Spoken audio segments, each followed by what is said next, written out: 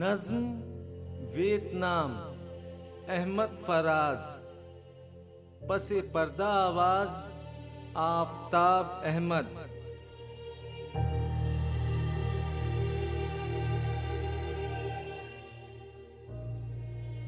मुझे यकीन है कि जब भी तारीख की अदालत में वक्त लाएगा,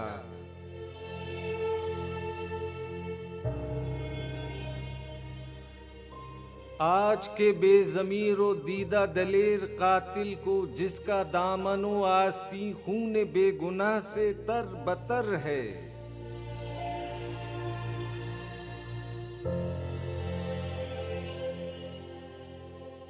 तो नस्ले आदम वफूरे नफरत से रुए कातिल पे थूक देगी।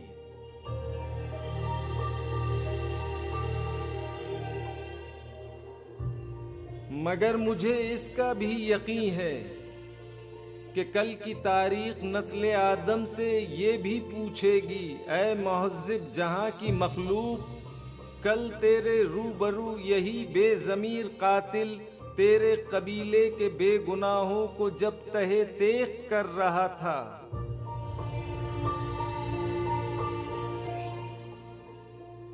तू तो तमाशाइयों की सूरत खामोश व बेहिस दरिंदगी के मुजाहरे में शरीक क्यों देखती रही है?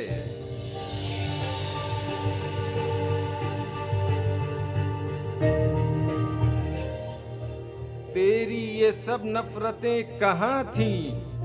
बता के इस जुल्म कैश कातिल की तेगे बर्रा में और तेरी मसलहत के तीरों में फर्क क्या है?